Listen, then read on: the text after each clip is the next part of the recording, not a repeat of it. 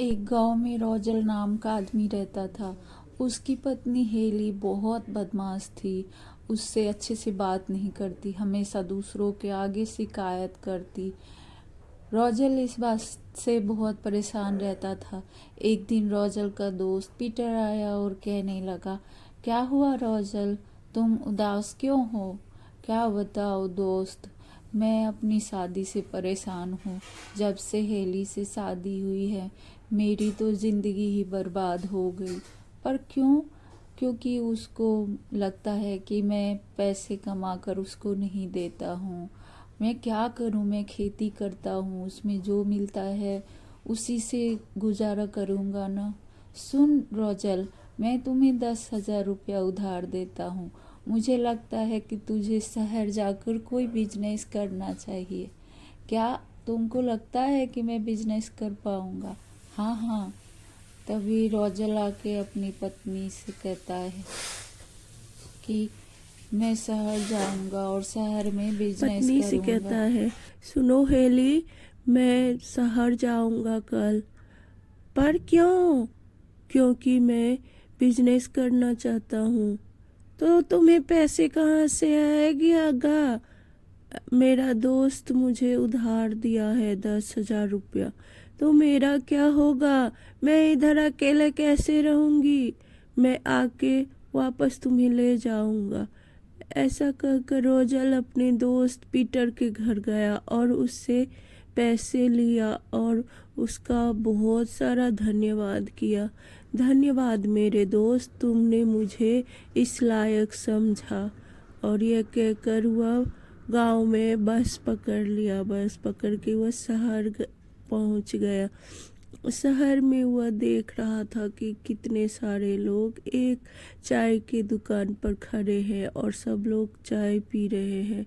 वह दुकान चाय का बहुत चल रहा था।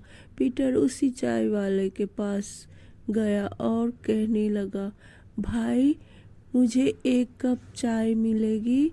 वह चाय वाले ने उसे एक कप चाय दिया। पीटर ने पूछा, आप ये चाय जो बेचते हो इसका दाम कितना है? चाय वाले ने कहा, 10 रुपया। ठीक है। तभी वह चाय वाले ने कहा, तुम रहते कहाँ हो भाई? शहर में नए नए आए हो क्या? हाँ भाई, मैं आज ही आया हूँ। तो ठीक है, मेरे घर चलो। वह चाय वाला पीटर को अपने साथ अपने घर ले आया। वह रोजल ने कहा, भाई आप तो मुझे नहीं जानते हो, पर आपने मुझे कैसे अपने घर ले आए? तभी चाय वाले ने कहा, अरे भैया का बताई, हम भी जब आए थे ना तो हम भी अकेले थे, हमरा कोई सहारा नहीं था। तब से हमने कसम खाई कि कोई भी बाहर से आएगा मैं उसका मदद जरूर करूँगा। तभी रोजल ने कहा, सुनो भाई, मैं एक बिजनेस करना चाहता हूँ। चाय वाले ने कहा, तुम्हारे पास कितने पैसे हैं? रोजल ने कहा, 10,000। 10,000 में तो तुम केवल एक चाय की लाड़ी ही खोल सकते हो। तो ठीक है ना, चाय तो कितना बिकता है और चाय सब लोग पीते हैं, लेकिन वो तो आपका बिजनेस है, मैं कैसे करूँगा? तभी चाय वाले ने कहा, वो सब तुम छोड़ दो, मैं तुम्हें दूसरी जगह बताऊंगा। ऐसा कहकर वह दोनों बात करते करते सुबह दुकान पे आया। चाय वाले ने दुकान जाकर रोजल के बिजनेस के लिए सारा सामान लेकर आया और एक दुकान लगाकर उसे सब सामान इकट्ठा करके रोजल के लिए उस सारा सामान लेकर आके एक लाड़ी पर उसका बिजनेस शुरू कर दिया। अब रोजल का दुकान बहुत अच्छी तरह चलने लगा और एक ही दिन में इतना भीड़ हो गया। रोजल के हाथ का चाय बहुत अच्छा था। अब रोजल की दुकान पे बहुत भीड़ रहने लगी और रोजल बहुत पैसा कमाने लगा। चाय वाले भी उसके इस धंधे से बहुत खुश था। वो भी बोला, भाई तुम्हारा धंधा तो बहुत अच्छा चल पड़ा। रोजल कहने लगा, पर आपको जलन नहीं होती?